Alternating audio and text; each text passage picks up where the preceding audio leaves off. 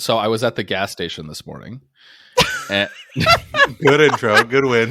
I was at the gas station this morning and the gas froze. Like the gas was not coming out of the joking? pump. No, it was How was cold coming is it? It's like -5 Fahrenheit, which is cold, but not like That's pretty cold. it's cold, but it's not that cold. And I actually sat there for 20 minutes filling my tank of gas because it was coming out as like gas sludge. I didn't even know that could happen. I didn't either and I've lived in Minnesota for 6 years, so you would have thought. And it's been colder than that. Yeah. That is wild. So I guess if you don't properly insulate your gas storage tank, it becomes sludge. Well, this is why the rest of the country should do as New Jersey does and make someone else pump your gas for you. The rest of the country should literally never do as New Jersey does. No, please don't do that. It's a terrible idea. I feel like the thing with New Jerseyans about this is they don't, like, they're weirdly proud of this, but they don't realize how unserious it makes them look literally in every other state. It's like you ding-dongs can't even pump your own gas. New Jersey is not the only state. I can't remember if it was Oregon or Washington. Oregon used to have it, but then they changed it because they realized it was stupid. But in New Jersey, we're too dumb. Well, the thing about Oregon is that they were also constantly being compared to New Jersey, and they didn't want that anymore. They were like, this is a terrible club. I want nothing to do with this. By the way, did you know I actually spent the first 4 years of my life in New Jersey? I am in part of New Jersey. I'm a part of New Jerseyan. You're a bridge and tunnel boy. Oh, so much. 100%. Right, bridge and tunnel and railroad, mostly railroad. Railroad boy sounds planes, cooler trains, than and it implies. automobiles.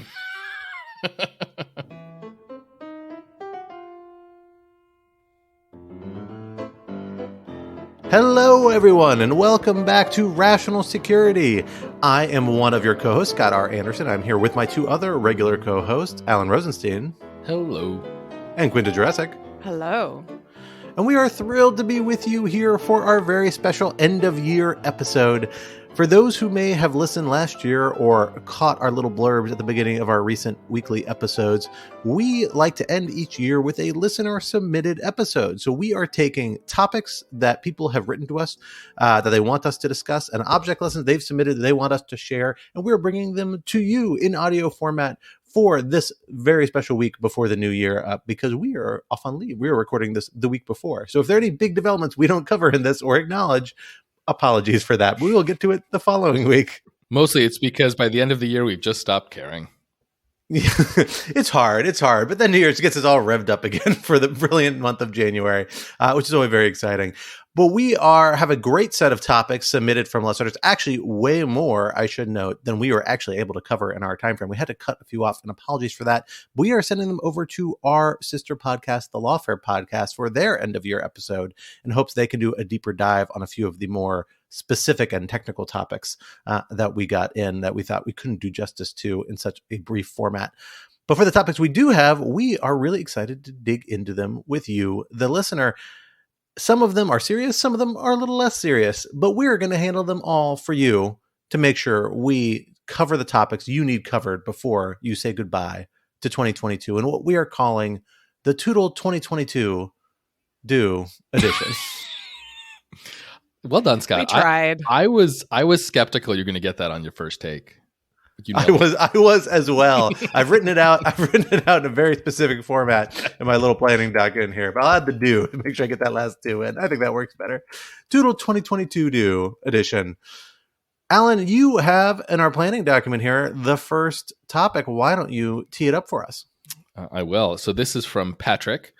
Thank you, Patrick. I would very much enjoy it if Quinta would elaborate on her comment about the, quote, radical political statement of the Star Wars series Andor. Hell yes. I'm so excited for this. You're going to have to cut me off because I'm just going to talk for like 15 minutes. So first off, I should say, spoiler alert, I'm going to spoil absolutely everything. And I don't know how much sense this will make if you have not seen Andor. So you have been warned. So, okay. What I will say is that I think the original Star Wars, like OG Star Wars, the politics are sort of blandly anti-authoritarian. Obviously, the good guys and bad guys are very clear. That is part of its charm. I will not dispute that. I think what Andor does, and I'm riffing here on a lot that's been written about it, that I find really interesting is goes deeper into the mechanics of what authoritarian and specifically fascist rule looks like from the ground up, how it works, how it is experienced by the people both on the inside and the people who are being crushed under it in a very kind of banality of evil way, right? Just looking into the mechanics of how such a vast organization would grow and expand and be experienced, and how people would try to live under that rule. And I think that is interesting because it makes it feel more real. And it also makes it feel more real because, you know, obviously original Star Wars produced in the 1970s, sort of generic anti-authoritarian, everybody can get behind that. Right now, we're obviously in a moment of sort of rising populist far right prominence around the globe. And so making a media product that I think is explicitly anti-fascist is actually quite a thing for Disney of all companies to do. And there are specifically, I mean, I'm comfortable calling him fascist because a lot of the iconography is clearly very fascist. There's a character who's basically very clearly a riff on the Stasi. There's a scene where people at a fancy party are talking about Palpatine and using language that is like, I thought somewhat heavy-handedly clearly a reference to Trump, where they say, oh, you know, he says what he means, right?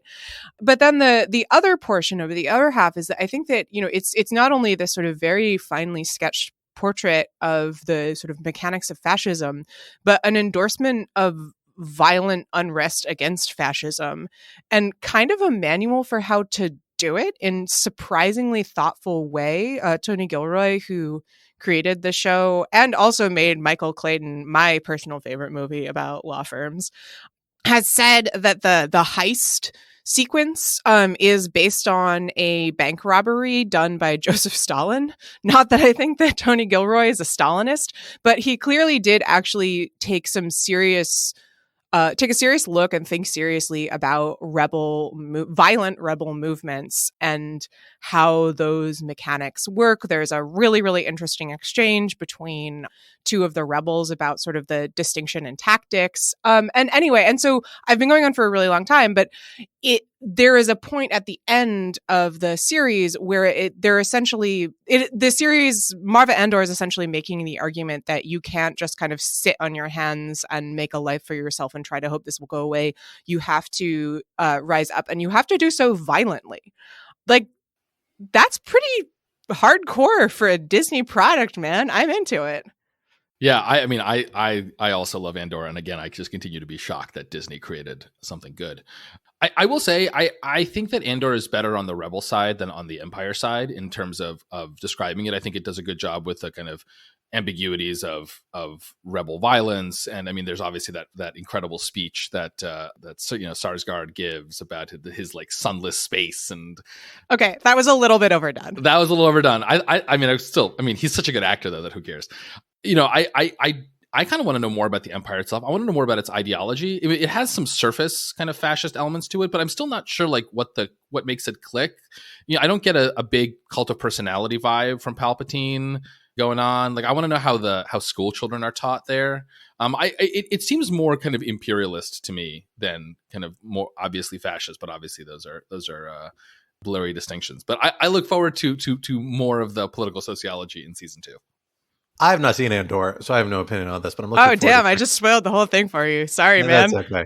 I'm not sensitive about spoilers. It's Scott cool. looks so bored right now. He's like so bored. It's so I see so little of these shows. It's fine, but I like the spoilers. I like to be able to keep up with the dialogue. But I will say there was a moment, if you remember, in like 2017 when the new Star Wars movies were coming out, and a bunch of people on like r/the Donald were like angry at Disney and Star Wars because they thought there was an implied anti-Trump message in the new Star Wars movie. I forgot about that. Yeah, it was a real thing. And at the time I was like, guys, you're really kind of feeding into weird narrative if you are just so threatened by this Star Wars that you're like, oh, but we're obviously the Empire, and the Empire is not that bad. But it's, I guess Disney decided to run with that. It sounds like, which I'm excited to see the final fruit of, because that was quite a moment, I feel like, in pop culture and politics. Quinta, you have our next topic here. Why don't you pitch that up for us? All right. This question is from David, who asks, President Biden campaigned as the person who's been there, done that, knows what he's doing in the international space, in contrast to Donald Trump. We're now halfway through his term, and I'm wondering how you'd grade him as a foreign policy president. Do you feel like he's made America credible again? I guess that's Maca. Scott, I will turn this one over to you. Maca. I like Maca. That's the dream. You know, I think that's a good kind of summation of how President Biden framed foreign relations. Of course, he was chairman of the Senate Foreign Relations Committee and a member of the Senate Foreign Relations Committee for decades. As vice president, he had very involved in foreign affairs. And so he definitely had that kind of claim and credentials. But then, frankly, the first big foreign policy development of his administration was the Afghanistan withdrawal, which went horribly. A lot of for reasons that were beyond the Biden administration's control, but not all, probably. I mean, I think some missteps and miscalculations were made in that. And frankly, the Biden administration probably could do more to own up to that to some extent, even though, frankly, there are also a lot of problems that compounded by prior administrations and lots of other officials that need to be acknowledged as well. So, you know, they kind of had this moment where you really saw the withdrawal from Kabul and the collapse of Kabul coincide with this flipping in popular approval of President Biden.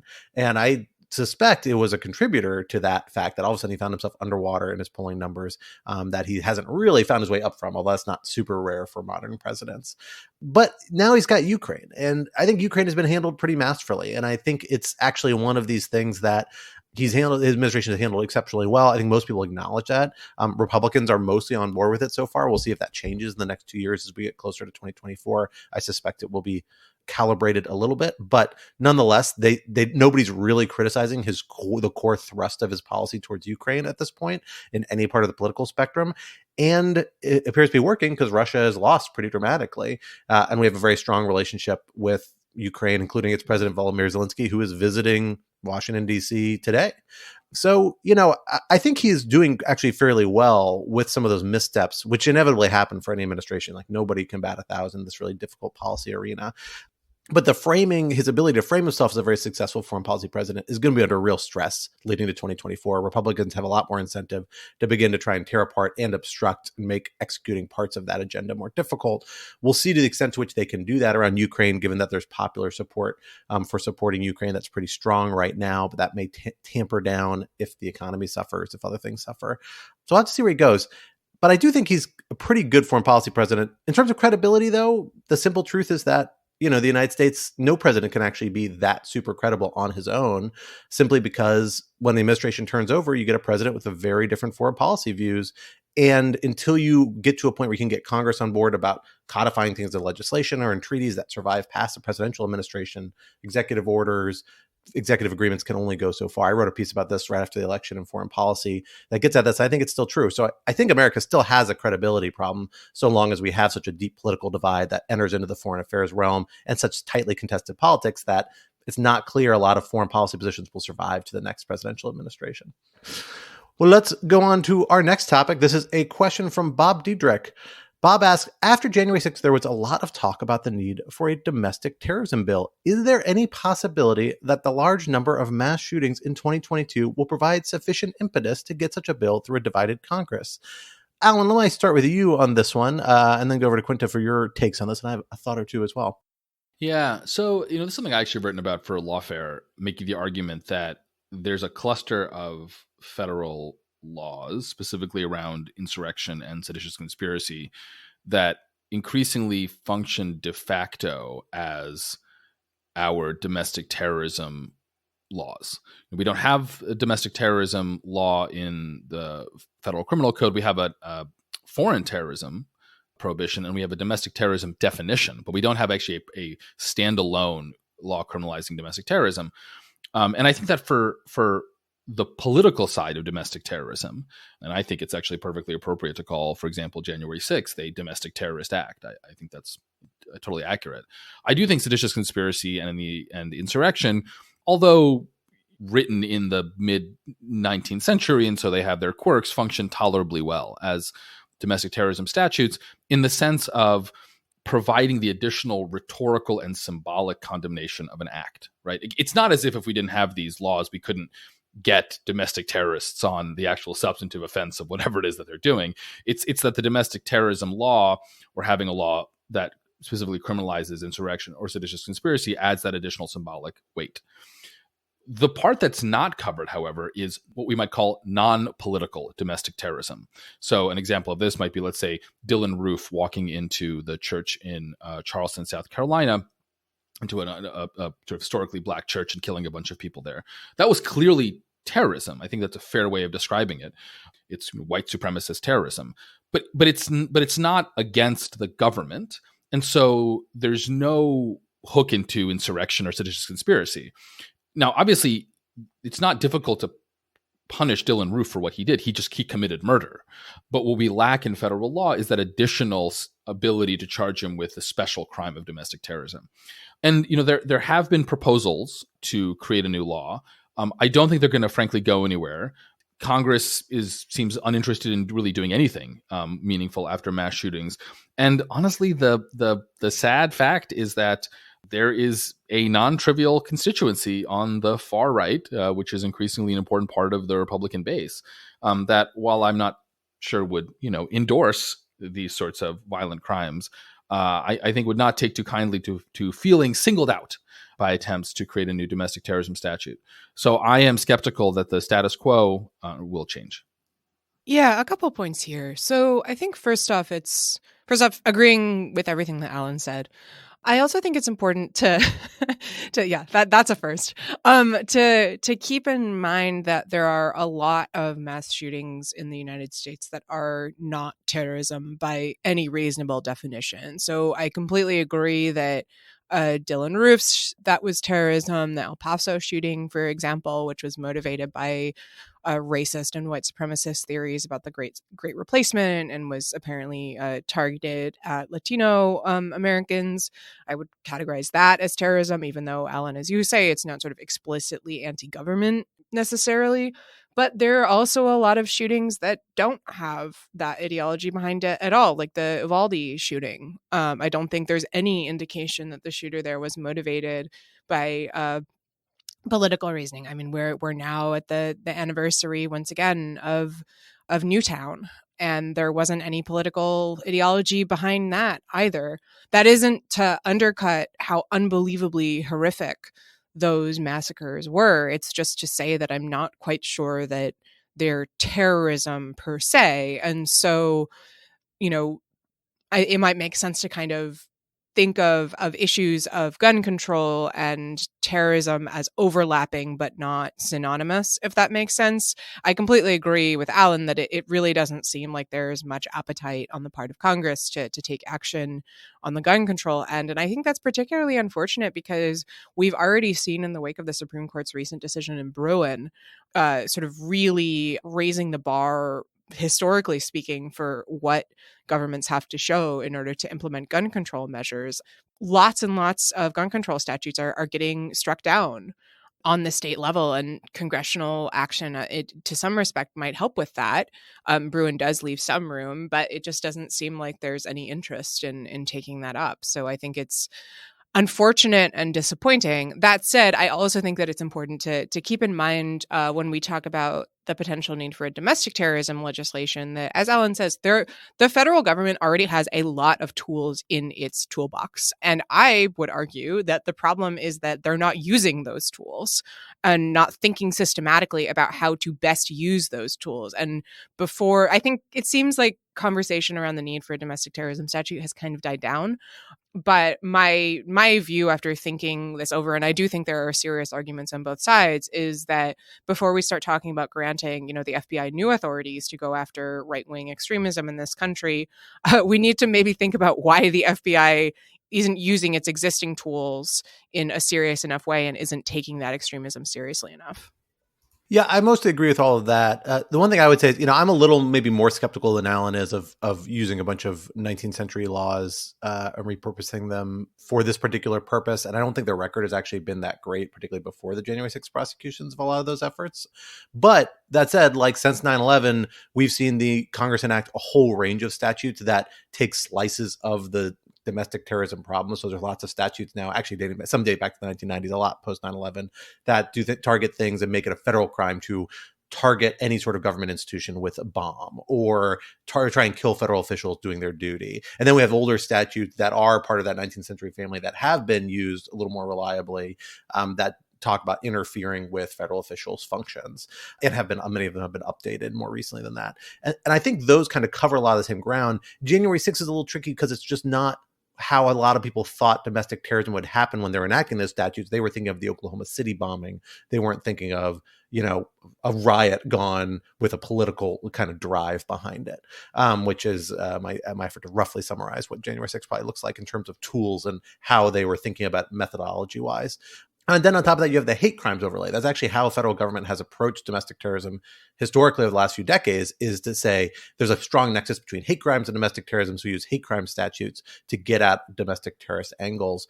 But that falls apart a little bit when the groups you're targeting aren't necessarily motivated by animus, or at least so squarely motivated by animus against a particular religious group or ethnic group, but is some other political motivation. How do you think about QAnon? How do you think about a lot of these other things motivating people these days?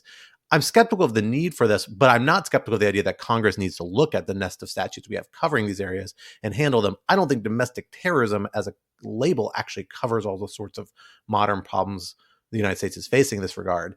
And so it needs actually a little more sophisticated response to that. I think domestic terrorism is just people trying to import a model from foreign terrorism into the domestic context, and it really doesn't work there for constitutional and policy reasons. But that doesn't mean there isn't still work to be done in this space.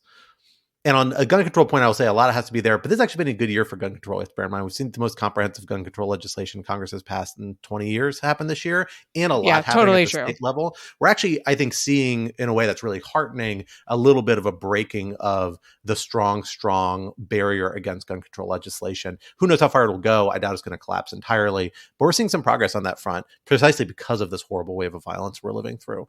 And that's a sign of a little bit of a ray of hope, I think, in this particular moment. Okay, next question from Jonathan. I've heard great analysis from many corners of lawfare. Thank you. We appreciate it. About how Trump is using delay tactics in court in bad faith, but not how we might stop his and others' delay abuses going forward. Is there anything we can do as a society to fix these imbalanced incentives without infringing on normal people's rights? Perhaps analogies to anti-SLAPP laws? Is anyone in our institutions thinking about this? It's an interesting question. Well, let me say a thought, and then I'll kick it over to you, Quentin Scott. I worry about trying to make law based on stuff Trump does. Look, we're just dealing with a lot of truly unprecedented things. We're investigating the former president criminally. He's being sued civilly. Congress is getting involved. All these sorts of things. I'm actually not sure that it's such a bad idea for all of these issues to be litigated thoroughly before the courts. Now, there's no question that Trump is a bad faith actor, and he's not doing this because he wants to advance the law. He's doing this because he's Donald Trump. But I think there's a sense in which, at least on some margin, it's okay for Trump to fight, every step of this, because I think that this just has to go slowly. And there's not much, I think, that is, frankly, transferable from the Trump context to any other context? Yeah, again, I will chime in with two thoughts. One is that I think it depends on the context here. So at least in the congressional context, for example, a lot of what you see is Trump being able to basically just delay Congress from getting hold of information by just endlessly litigating. We saw a ton of this under the Trump administration because the procedure for civil enforcement of congressional subpoenas is essentially a lot of appellate litigation that takes years and years and years. And there are proposals to deal with that. They were incorporated into the Protecting Our Democracy Act, which was passed by the House, went nowhere in the Senate. Alas, RIP, it is going nowhere. And that would have legislated a essentially an expedited process for congressional efforts at civil subpoena enforcement through the courts. And so I do think that obviously that went nowhere, in part because the Biden administration was leery about essentially handing a loaded gun to new Congress under control of House Republicans. But I do think that is a model, and frankly, something that I would support no matter who is in control of the House, because the institutional power of Congress is important for democracy. The other point I would make is, I mean, I do think that Trump has shown some weaknesses in the system, just in terms of how dependent it is on the willingness of people to engage in good faith. But I do agree that, one thing that I have been writing about a lot in the last year, and that I should hopefully have an essay about out soon, is the use of the courts as a space to kind of push back against falsehood, push back against bad faith, which I think is a little bit what this listener is getting to. And my conclusion is kind of that, I think courts can do more. There are ways that we can be more aggressive. We've seen, for example, conversations about whether or not Trump's attorneys will be sanctioned for filing meritless and frivolous civil suits against, Hillary Clinton and others, for example. But at the end of the day, I do think that, the courts are just not suited to this in this way, because, as Alan says, these things need to be fought out. That is part of the system, and they just can't move quickly enough. So I do think that there may be some kind of Trump proofing that can be done, but at the end of the day, I agree with Alan that, Trump proofing to such an extent that it blocks out, the rest of the system for people who are acting in good faith is a real danger, and something that we should be careful not to do. I really think you have to separate Trump from a lot of these other cases, and blending them together actually is a little misleading.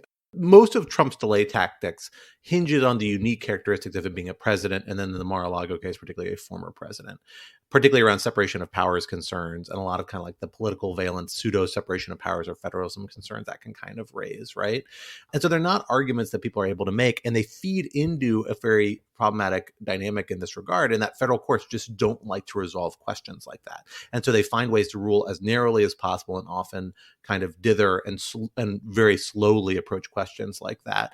And so that's a problem that's going to be true of any modern president. Congress could trim it down by enacting expedited procedures or tighter timeframes and things like that if they wanted to. And I think there's a good argument that they should in some cases along the lines Quinta's described. But you can't get away with it entirely so much as you provide the judiciary with a fair amount of discretion in terms of justiciability, case management, and how it approaches these things, because it's all reflecting that congressional concept of its own role and how it relates to the separation of powers. That said, one area you could do something about this that I've written about a fair amount this year, I encourage people to check out a long, very boring, but to some, but very stimulating to others, report at the Brookings Institution. You finally got it in. You finally got it in there, Scott. Finally got in a Lawfare podcast, because no one will talk to me about my very long report I wrote. This is not true, listeners. We have been trying to get Scott to talk about this on the Lawfare podcast. No one will over and over again. Everyone makes false promises about hosting a podcast with me about it. It never happens. There are 4 people who would love to hear about this. I will say the short version is there is one of the biggest sources of the effective discretion over justiciability courts have is standing doctrine, a super malleable doctrine that we're seeing being reshaped and remade in different ways by courts that now have different ideological preferences. And in my report, I talk about some ways that at least Congress could, in theory, within the doctrine as it stands, begin to rein in and provide a little more either broader standing, so it becomes no longer a legal obstacle that takes up so much court time to resolve, and therefore it isn't as much an obstacle to litigation, or otherwise define some of its contours a little bit better. So something worth looking at there if folks are interested at all. Quinta, I think you have our next prompt. Okay, I'm excited for this one. I have strong feelings. I do too. I'm going to go first. As do I. All right. It's your prerogative. This is a question from Jim. Who wins, werewolf or vampire, and how? Okay. Sorry. So can I, before you say that, I have a prediction about how everyone's going to vote. Can I make my prediction? Well, I want you to write it down on a piece. We'll write it down on a piece of paper. Write it down now. Because otherwise they're going to change our votes. Okay, that's true. Okay. Exactly. Okay, everyone take a moment. Okay. The object in motion is changed when it's observed. Observer effect. Yeah. Okay. So here is, I'm going to tell you my reasoning.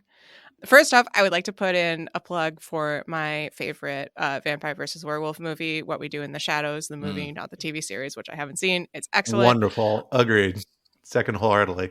Okay, I have thought about this. My position is that vampires are the monsters of the aristocracy and werewolves are the monsters of the people. Please stop bringing political theory into this. Just give us an answer. It's not political theory. I think that the blue collar werewolf will triumph over the aristocratic vampire, and it will be a victory for the workers of the world. I have no thoughts about how. But that is my theory. It is totally a thing. Blue collar, like working class werewolf versus aristocratic vampire is absolutely a trope. All the vampires have castles, they all have accents, they drink. Werewolves can't even keep one shirt nice. They just get ripped up every time. Why does that matter? Why does that matter in a fight? Yes, our audio engineer Kara is pointing out that the aristocracy will underestimate the blue collar werewolves. I completely agree. I think the aristocracy will co-opt the blue-collar werewolves. I think is what's going to happen. They're going to sow distrust werewolf among the werewolves themselves. Alan, what is your take on this? Okay, well, Quinta blew up my bet. I was sure you're going to go for vampires. I think this is so Why? obvious. I think it is obvious that vampires will beat werewolves because vampires are wizards and werewolves are just brawlers. Like this to me is vampires are wizards. Oh, they're totally wizards. To me, this is to take this into a different fantasy realm.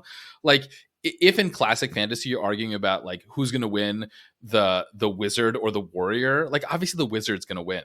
And to me, vampires are sophisticated.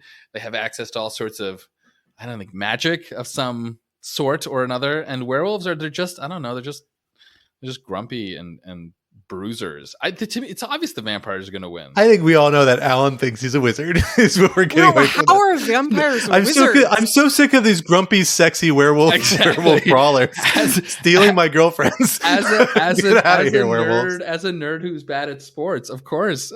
My only hope is that wizards and nerds triumph.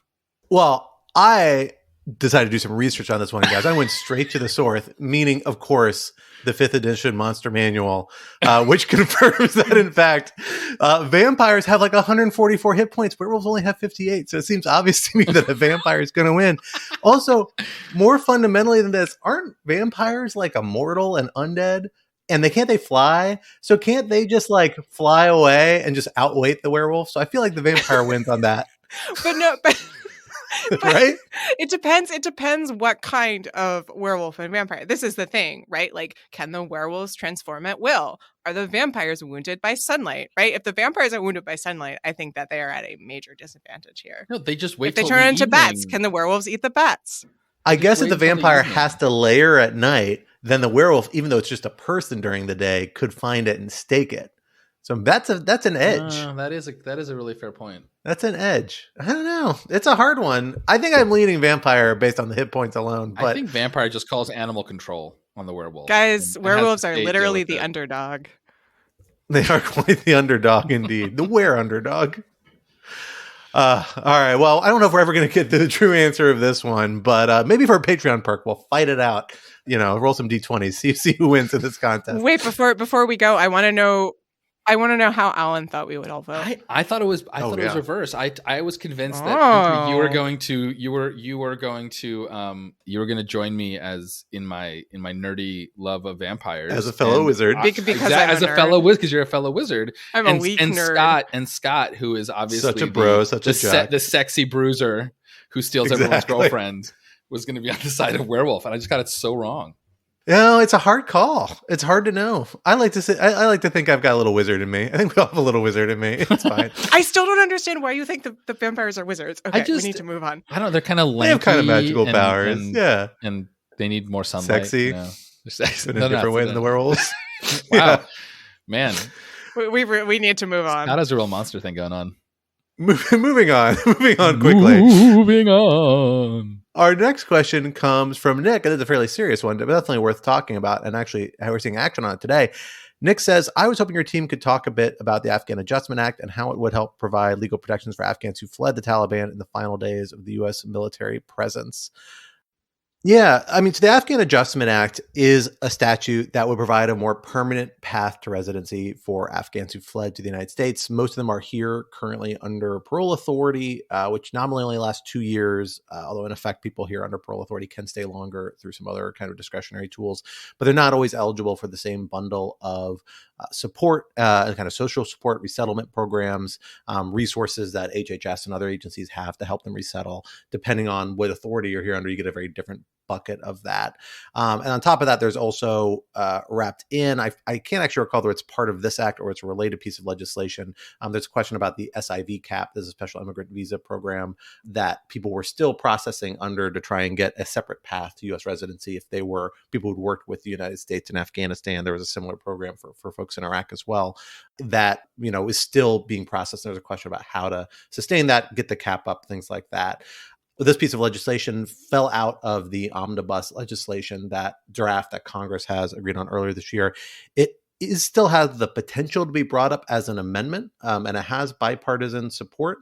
I believe Senator Graham indicated that Lindsey Graham, who's one of the bipartisan supporters, indicated an intent to try and bring it to the floor for an amendment on the omnibus, which I think they will actually be voting on today. This is Wednesday, the 21st, when we're recording this. So we don't know the outcome of this. I will say, just as somebody who spent a fair amount of their career in Iraq and knows Iraqis who've benefited from the Iraqi SIV program, and folks who have come here as refugees and has done some refugee work at various chapters of my career in the past, these are people who have survived really, really daunting circumstances, a lot of which were products directly and indirectly of a lot of U.S. policies, and a lot of whom worked really hard to try and make Afghanistan a country that we were working with them towards that failed, obviously, and living through the consequences of that.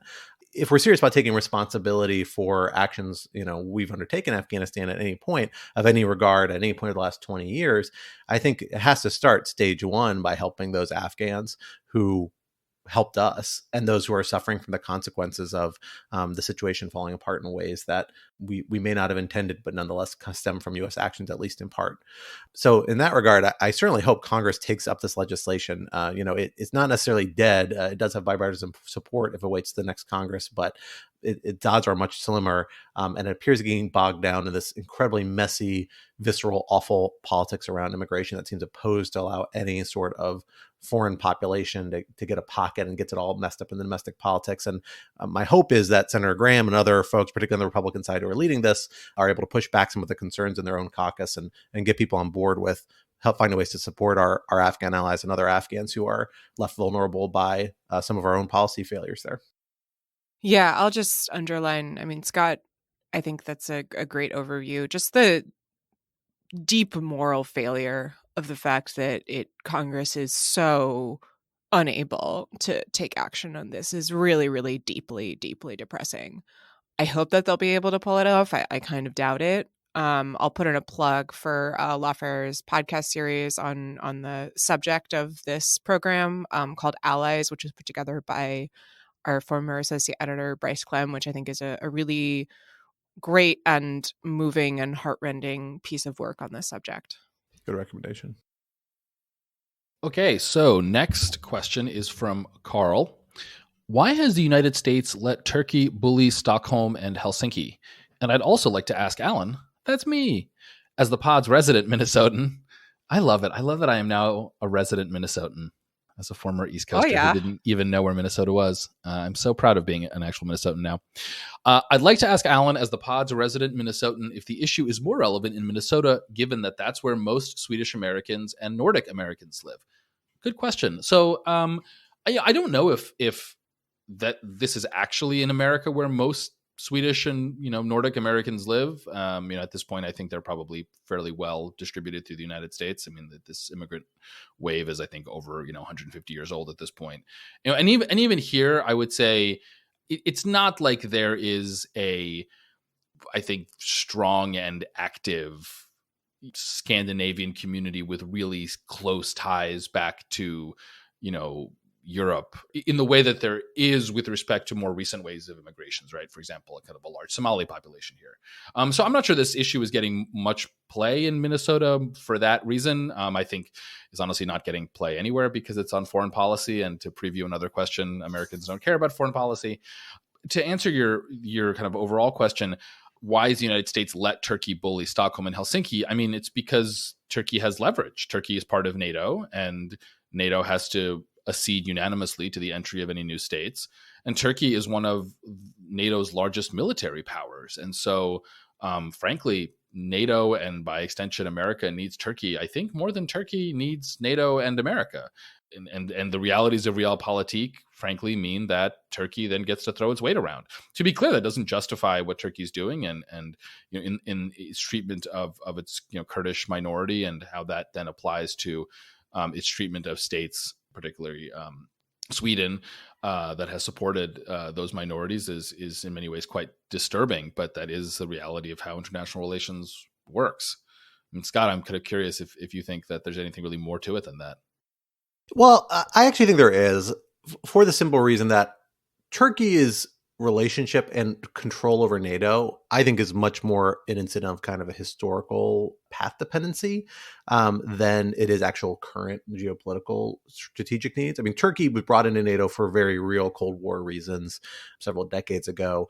NATO is a consensus body, so it can't bring new people in with a unanimous vote. It also does not have a mechanism for removing states from NATO, which I think people may be regretting now, mostly because of Turkey. Turkey has not been a good NATO partner in a million different ways. They have weird relations with Russia.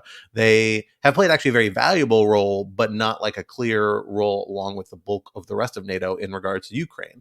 Much more open to engagement with Russia, much less on board with most European states in regards to an anti-Russia stance on Ukraine. That's actually useful in that case, because you kind of need some states in that position. But regardless, it's not towing the NATO line. Other NATO operations, Turkey's taken a kind of an independent stance on. Again, remember, Turkey has lost a lot of aspects of its security relationship with the United States, where they've been endangered because Turkey keeps buying arms from Russia and having weird engagements with other rival states. And a lot of this reflects the fact that Turkey has a leader, Recep Tayyip Erdogan, that's had for several years now, who is a aggressive pursuer of marginal advantage in the international sphere. This guy goes for it in crazy ways in world affairs and bounces all over the place, does like wild things. One of the most interesting people to read about what he's done foreign policy-wise for the last 20 years. It's worth checking out because he's bouncing all over. Who he's friends with in a given year can change over a couple of years. A lot of it's about his own domestic politics and factors he's trying to balance there. The long and short of it is, I think the United States is stuck because we're in NATO, an organization that we're trying to beef up and strengthen, but its own rules say there's no way to get rid of Turkey, and Turkey gets a veto vote over admitting new states into the alliance. And Turkey has concerns, shocking, relating to its domestic politics with Stockholm and Helsinki, basically how they handle different groups of expatriate Turks who are involved in some dissent activities or have ties to the Gulenists or other groups that the Erdogan kind of regime sees as rivals or enemies or people they want to extradite, among other groups. And they're trying to use this as leverage to advance that for their own domestic agenda reasons. The United States has other tools they're going to deploy. They're putting pressure back in certain ways. I think in the end, Turkey caves on this for the simple reason that I think actually Turkey, particularly as Russia becomes more isolated, actually loses a lot of its leverage in regards to the United States. But we'll have to see where it plays out. In the meantime, though, they're going to make it a painful process to try and get whatever concessions they can get from other NATO allies. And that's just part of Erdogan's foreign policy, man. The guy just really goes for it. An icon. He's leaning in. Such an icon. I can't wait to get my big Erdogan poster done by Shepard Fairey on my wall. I think he's the closest that world leaders have to an edgelord. Absolutely. That's actually a great way to describe isn't it. That Putin? Yeah. No, I don't think Erdogan so. may be more edgelordy than Putin. Yeah. Because it swings in different directions. That's exactly right. Like he's just yeah. It's pretty amazing. There's a great book to be written. There probably already has been written on this, but The Edgelord of Ankara. Yeah, exactly. There's a great piece in War on the Rocks by Aaron Stein, the title of which I am blanking on now. I think it's something about zero-sum foreign policy in Erdogan. It was just up yesterday. Really good. I think gets at a lot of this. It's worth reading. All right. Well, this leads, as Alan says, nicely into our next question, which is from Evan, who asks, how can we get Americans to care about foreign policy? Outside of the World Cup, Americans just don't seem interested. The issue rarely appears near the top of issues for voters. And anecdotally, none of my Gen Z social group care about foreign policy. Even the poli-sci majors only talk about domestic issues. How can Americans become more aware about and involved in their own foreign policy? I have some thoughts here, but I want to hear what you both have to say. I mean, this is a perennial problem in American history. You know, this is a large, powerful nation that is probably has the single best geographic location of any nation, maybe in human history. It has an ocean on the right, an ocean on the left, and relatively weak and supportive neighbors to the north and south. And so just on a kind of rational ignorance basis, Americans just don't really need to spend a lot of time thinking about foreign policy. And it's when they do, it's usually because something like a world war has started. I mean, it is true that to the extent that Americans are thinking rationally about, let's say, policy competence when they're choosing their president, it does make sense to focus much more on foreign policy than it does on, for instance, domestic policy, because in domestic policy, the president has relatively little control, whereas in foreign policy, the president has almost total control, frankly. So that is a reason to care more about foreign policy on the presidential level. But I just do think the realities of kind of Fortress America are such that Americans don't need to think too much about foreign policy. Again, I'm not trying to justify that or anything like that, but I'm not sure that is or can change. So I have maybe a little bit more provocative thesis in this regard. And I say this as somebody who cares a lot about foreign policy and does influence how I vote and how I think about things in the world. But I'm not sure it's always good that Americans care a lot about foreign policy, your everyday Americans. I think it's good that they care about foreign policy generally. I think sometimes when you see foreign policy issues become politicized, where they have parts of the American populace that really, really feel strongly about a particular issue, it actually does weird things to that issue and weird things to American foreign policy generally. So, you can think about how the United States policy towards Cuba has been handled for the last 70 years, right? In large part or in substantial part because there's a strong domestic political valence there. There's some element of that actually increasingly because of the way the Trump administration, the Netanyahu administration engaged the last few years regarding U.S. policy towards Israel. That's actually becoming increasingly politicized. Used to be a lot of bipartisan consensus around that, now gravitating a different way. Some of that disruption can be good. There are good reasons to maybe rethink aspects of these foreign policies and recalibrate it. But I'm not sure always the way to do it is through kind of popular politics. I do think there's real ways foreign policy impacts Americans, and they need to care about those. And Americans should care about having a good foreign policy and should care about actually having a responsible United States in the world. And that's about setting out a worldview that has a certain concept of interest, kind of broad strategic contours, broad values, and executing it effectively. And I actually think those things really do matter. This goes back to our discussion on Afghanistan earlier. Like, public approval polling of presidents actually really is impacted by foreign policy. Americans don't list it as their number one topic because not the thing that comes up in their day-to-day life, but how they think about the president actually is impacted by foreign policy. I'm very confident. I want to see a quantitative study of this, and maybe I'll figure out how to do one if I don't find a good one. But I'm pretty confident, at least from my anecdotal experience, right, and personal observation of this stuff for the last several years. And so, I'm not sure that's the worst way to do it. But I'm not sure it's actually like trying to get Americans to organize around foreign policy is always the best way to do it. There are certain issues, big injustices, big problems that I think it's totally warranted on, but I'm not sure it shouldn't be more the exception than the rule. That said, there is a generally good awareness of being interested in the world, interested in engaging the world and doing that effectively. That's about education, creating opportunities, frankly, greater economic equality, so that more people have an opportunity to engage in the outside world in various ways and engage with educational opportunities. I think that's all very real and worth pursuing. But that's a little different than, maybe engaging in it from policy or political perspective. I don't know how that strikes all you all other than absurdly elitist, which I'm making a little bit of I'm making the provocative side of this argument deliberately, but I welcome your all's thoughts as well. Yeah, I mean, you're really coming in hot there, Scott. I have two independent points which I will make rather than get drawn into a flame war with you on this. Let's just say that I disagree. So 2 points. One is that I do think that obviously Americans not caring about foreign policy, as we've all said, is a long-running problem. It is not new. That said, I do think that there is perhaps a particular, I have not measured this. Maybe I'm just pulling this out of thin air. I welcome quantitative political scientists telling me that I am wrong. A particular apathy within millennials and Gen Z, because, well, maybe less Gen Z, but millennials, there's sort of a generation that came of political age around the time of the Iraq War. And there's a real anti-interventionist sentiment that grows. And I think that we've seen really take a strong place in how politicians think about this in the U.S. in the last few years. And that in a way, I mean, it comes from a very real place, right? I think there are legitimate reasons to be upset about how the war in Iraq was handled, but it becomes this position that all interventions are bad and therefore we don't have to think about the outside world. I think the strongest formulation of this that I've ever seen came from a leftist writer in, I can't quite remember when. It was sometime around the beginning of the war in Syria, who posted on social media, and this has always stuck with me. The great thing about being an anti-interventionist is that I don't have to know anything about the country in question to oppose taking action there, which That's points awesome. for honesty. You're basically saying that you don't care about anyone else in the world, right? You can know and care about Syria and still don't think that the US should intervene. So I do think that there is that kind of strain. That I think is what I've just described is the most ugly manifestation of it coming from the left. There are obviously also ugly manifestations from the right and more reasonable manifestations on both sides of the political aisle. So that's one thing.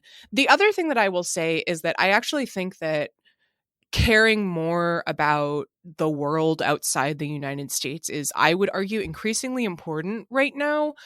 Because if we're going to understand and take action against democratic decline in the United States, we need to stop thinking of ourselves as so exceptional and so sui generis. And what I mean by that is that I think that it is really tempting for Americans to try to kind of reinvent the wheel when it comes to thinking about the strength of democracy in the United States, and what kind of interventions can help save it, rather than looking to the wealth of information that is out there from comparative political scientists who have looked at democracies around the world, what causes them to decline, what strengthens them. You know, if we understand the US in comparative context, I think it is a lot easier to understand what is happening right now, in terms of the rise of populist authoritarianism as a political movement. And so this is more, looking abroad to understand ourselves rather than thinking about foreign policy and how the US acts in the world. But I do think that that sort of solipsism even is a real hurdle to understanding what is happening within the United States right now. That's less of both of these things are less answers to the question and more sort of saying like, yes, this is a great and important question, but that's kind of where I'm at. For our last topic here, we have a question from Kevin Collins. So I'm using his full name as he shared this on Twitter. Kevin is a wonderful listener and a frequent correspondent around cocktails and other things. Kevin asks, since Muppets come up a lot on the pod, with which Muppet do each of the hosts identify most strongly? Well, so I have a confession to make, which is that I know very little about Muppets, and Muppets were thank just, God, me too. For whatever reason, not. What do you think I've been trying to teach you all year? I know. Muppets were just not part of my childhood. I mean, like I knew of them, but like they were not like an important part of my life. So I don't really have an opinion on this. I mean, I definitely know that I'm an order Muppet. There's no question about that. But I don't know what kind of Muppet I am. So actually, I was hoping that you, Scott, with your encyclopedic knowledge of Muppets, could tell me what Muppet do you think I am most like. That's honestly the opinion I value the most on this. Yeah, I am the same boat, Alan. I will say I would have picked you as a Chaos Muppet. What? I am so orderly. Even after he combed his hair for this recording session? I am definitely an order Muppet, but I am not actually a Muppet person. I was gonna go with Sam the Eagle because I'm grumpy. Neo-fascist. Oh no! Whoa. Okay, never mind. I take it back. No Sam the Eagle on that one. His home is called the Eagle's Nest, guys. Okay, that is fine. I didn't know that. Well, I will say my answer for this was going to be Sam Eagle in the streets, Gonzo in the sheets. But I feel like that joke is not going to carry through with you two as much as I hoped it would. I mean, I know who Gonzo is. There you go. Gonzo's the best. It is tricky because here's the simple truth is that we are all glasses wearing, fairly neutral order Muppet nerds. And therefore, except you don't actually wear glasses, Alan, but maybe you do when you're reading. And that means we're all kind of the Muppet that I was compared to through most of my childhood, which was Scooter, who is the scientist Muppet with glasses and curly reddish hair. And I resemble this Muppet for most of my childhood. We're all Scooter as a nickname. So we're all kind of Scooters. I also consider myself an order Muppet, although I have strong Chaos Muppet sympathies at various strikes of my life, but I'm tend towards order Muppet. And I have to admit, the Muppet I actually find myself associating the most with is probably Kermit. But I think that's the idea behind the Muppet. That's too easy. Everyman. But I will say, I think I am the Kermit from the brief-lived ABC live-action sitcom, where he is a stress show manager and trying to manipulate his castmates in various ways with only limited success. So I feel like that's a little more of a realistic, grounded Kermit. So yeah, not great answers. I have some Swedish Chef in me, I think. I definitely feel like Swedish Chef. When I'm cooking, I'm definitely Swedish Chef. Yeah, I definitely got some it's Swedish just all Chef. nonsense words and throwing things around the kitchen. It really is. That's where the Chaos Muppet really comes out. Yeah. Is when I'm just throwing things in pots, chasing down, whatever turkey I'm trying to slaughter and throw in my pot that particular week, which is always a dark plot arc, Henson and Company, but that's okay. Also, usually a couple of times a year, I go too long between haircuts, and then I look like Fozzie Bear. Fozzie Bear is optimistic. I'd say more of an animal. Brutal. I will say, actually, I think we also all have a little bit of Ralph the Bear in us, because Ralph was always like the one just providing accompaniment and kind of like wry observation off from the side.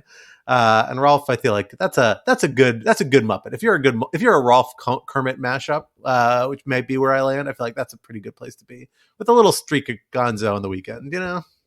Just keep it lively. I feel like maybe this is how we should think about what guests we have on the show. Like, we should try to diversify the Muppetness of our crew. Which like we need some Miss Piggy on.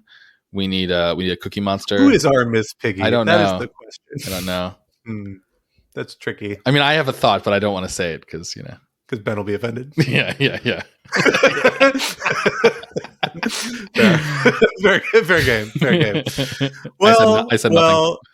Well, Kevin, I hope you are not underwhelmed by our answers there. We got a good survey. The Muppets, it's a complex ecosystem of creatures. It's hard to just draw an easy parallel. We've all got a little bit of every different Muppet in us. That's what makes them such readily accessible characters. But that brings us to the end of our topics for this week. Apologies, folks. We were running shorter on time. 9 is all we could get through. We have a few others that we will be sending along, as I mentioned earlier, to the Lawfare podcast, which is doing a end of the year Ask Me Anything episode. And we will hopefully get into at least some of those on that podcast if we can. So keep an ear out and check out the Lawfare podcast feed for that episode coming at you shortly before or after New Year's. I'm not sure which date we're actually going to release it yet. But we do still have a number of object lessons submitted by our listeners and some by ourselves. Alan, why don't you get us started? So this first one is from Nick. For an object lesson, I was hoping you could mention the World Affair Council of America Network. They are a group of grassroots nonprofits from all over the country that are dedicated to promoting international affairs knowledge at the local level. My organization is the Minnesota affiliate, but there are member councils in nearly every state. Thank you, Nick. That sounds like a very cool organization, and I will have to check out the Minnesota affiliate. Next, we have an object lesson from Evan, which is a book called How Not to Network a Nation by Benjamin Peters, which Evan describes as an interesting book at the intersection of politics and the history of the internet. It contrasts the Soviet and American attempts to build early computer networks, focusing on the competition that made the Soviet attempts flounder and the state-subsidized programs that made the American attempts succeed. Interesting. That sounds super interesting. I want to read that. Yeah, absolutely. I'm very intrigued by this. Sounds very interesting. And particularly, it reminds me of a little bit of the For All Mankind thesis about technological competition and like different trajectories it could take in. I'm kind of curious where this plays in compared to like the other models we know of like arms race and space race. For our next object lesson, this is from TM, the initials, said the first object lesson, he's got a second one coming up shortly, is Net Assessment, a War on the Rocks biweekly journal club podcast. I consider this him speaking. I consider it the serious and professional rational security. Cue Quinta's eye rolling. That is from him, not from me, but you can audibly hear for the record, I did not eye roll. I did not eye roll. I would say the serious and professional rational security is the Lawfare podcast because it's mostly the three of us with all the jokes and commentary cut out and just our boring professional selves. But I will say I've listened I've listened to Net Assessment. It is also enjoyable. And TM proposes, they cover one subject in depth to contrast your three-piece format. I wonder if y'all consider doing a crossover with them at some point. It could work since both shows target the same NatSec audience. Well, TM, good news for you. I actually went to high school with one of the hosts of Net Assessment. I did Model UN with them, and we star in a number of very embarrassing crisis videos from Model UN conferences in high school that are somewhere out there in the ether. So I think I might have the leverage to make some sort of collaboration happen at some point. So we'll keep an eye at that in the future. I've been on other War on the Rocks podcasts, but never that one. But they are great friends of ours and produce phenomenal stuff. And so definitely worth checking out that podcast. And we'll see. Maybe we have a collaboration in our future. So the next object lesson is also from TM. He says, the other object lesson relates to the Ultra lesson several weeks ago, which I think was from Quinta, if I'm not mistaken. Most tellings of Watergate briefly mention that Vice President Spiro Agnew resigned due to unrelated corruption charges. Unrelated, that is, to the Nixon Watergate scandal. The thing is, Agnew's fall is just as interesting as Nixon's. Enter Bagman, a 7-part miniseries by Rachel Maddow about the Agnew scandal. The half-hour format limits the required depth for a complex story. I found out recently Maddow made the show into a book, so that might solve my issue. Bagman is relevant because it shows that individuals can achieve accountability even when institutions fail or at least are compromised. Thank you for that. That sounds good. Yeah, I will underline this object lesson. I very much enjoyed Bagman. And I should say Agnew is a underrated figure when we talk about the rise of the far right in American politics. He really pioneered the sort of attacking the media style that Trump is so very famous for. I do think of you as a negative nattering nabob, Quinta. Thank you. I'm going to put that on my business cards. You should. And for our final listener-submitted object lesson for this episode from Mike, I read part of Mike's email in our last regular episode where he endorsed my eggnog recipe, but he passed along this question for the three of us for an object lesson. What are yours, meaning mine and Quinta and Alan too, notes, favorite/standout drinks for the last year? And he recommended his own, which he says is a variation of the standard Gold Rush, which is 2 parts bourbon, 3/4 part lemon, 3/4 part honey syrup. And he recommends swapping Nocino or another walnut liqueur out for 1/3 of the honey syrup, which is interesting. I actually was thinking about making some honey syrup this weekend and may give this a try. But what cocktails or drinks, alcoholic or non-alcoholic, we will throw out there, were your most standouts from the last year, Quinta and Alan? So I don't have a drink per se. I mean, I tried this as a cocktail and it was delicious, but I forget the details. But what was key about it was the ingredient, the kind of special ingredient, which was miso paste. And I was super skeptical, but my wife and I always like to try the kind of the weirdest cocktail on the menu, and that one was with miso paste in it, and it was unbelievably good. And like they went heavy on the miso. It was a miso forward cocktail. There was something about the saltiness and the savoriness. And I think it was probably something like miso bourbon and lemon, right? So there was a kind of acidity to it. It was unbelievably tasty. So again, I don't remember the details of the drink, but I do think that if you want to try a new thing, try a miso based cocktail. Strong second of that one. I've had a number. I think miso and cocktails has been like a hot trend lately in recent weeks or months, or maybe recent years. It is phenomenal. I've had a number of really good ones. Definitely seek out your miso cocktail at your nearest fine cocktailery. Quinta, what do you have for us? I will say I am not a big specialty drink person, so my suggestions are going to be really boring. I will put out a plug for my favorite cocktail, the Dark and Stormy, which Scott informs me because I did not actually know without having to look it up, is ginger beer, rum, and lime. This is a non-alcoholic option, but I imagine you could easily make it alcoholic, and Scott will probably tell you how to do that. I have been enjoying, since it is apple cider season, just taking some apple cider and putting it in a pot and heating it up on the stove with some spices. I usually use cinnamon and nutmeg, and it is just very, very cozy and a nice beverage to sip on a cold night. So Scott, inform me how I can make that into a cocktail. How can I hot toddy it? Oh, I am on it because I drink hot apple cider the whole month of December through most of the winter with booze in it. It's phenomenal. I strongly recommend throwing in there, other than mulling spices, a little fruit. Actually, a little citrus is really nice. Some chopped up apples go a little bit like what's that Spanish drink with the wine? What am I thinking of? What's it called? Sangria. Sangria, go a little sangria with it.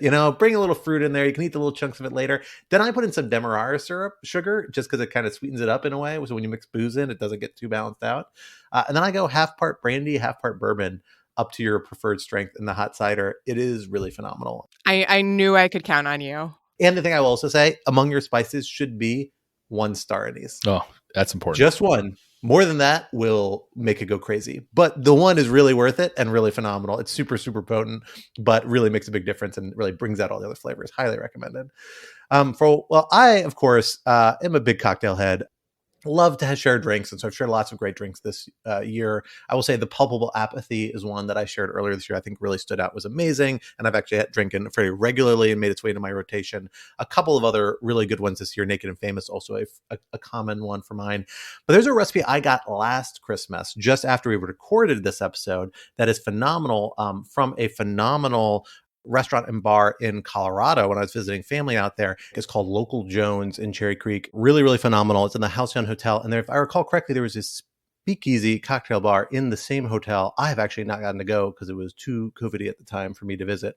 But I believe they developed this recipe called the Diplomatic Handshake, which also speaks to my particular preferences professionally, which is a combination of Cayo single barrel whiskey, a really unique ingredient, Okakura Bermuto Sake Vermouth, which has a little bit of that savoriness, kind of like a miso sort of savory vibe, but much more mellow and drier, and some Amaro and the vanilla syrup and some bitters. So I'm going to ask the bar and restaurant to make sure they're okay with me sharing the recipe. If they will, then I will post it in the show notes or on Twitter after the fact, once, to make sure they're okay with it, so folks can hopefully share that. But definitely check out the Diplomatic Handshake if and when I'm able to share the recipe. Otherwise, wing it. Throw all those things together in a glass. It's going to turn out pretty good. You're not going to miss out. Well, folks, that brings us to the end of this week's episode and this year's episodes, because we will not be back in your podcatchers until the year 2023. But until then, remember that Rational Security is a production of Lawfare. So be sure to follow us on Twitter at RATL Security, and be sure to leave a rating or review wherever you might be listening. And while you're at it, visit lawfareblog.com for our show page with links and past episodes, for our written work and the written work of other Lawfare contributors, and for information on Lawfare's other phenomenal podcast series.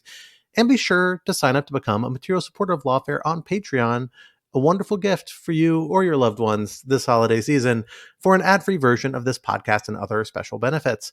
Our audio engineer and producer this week was Kara Schillen of Goat Rodeo, and our music, as always, was performed by Sophia Yan. We are once again edited by the wonderful Jen Patcha Howell. On behalf of my co-host Quinton Allen, I am Scott R. Anderson, and we will talk to you next year. Until then, Happy New Year. Hope you enjoy celebrating with your friends, family, and loved ones. Goodbye.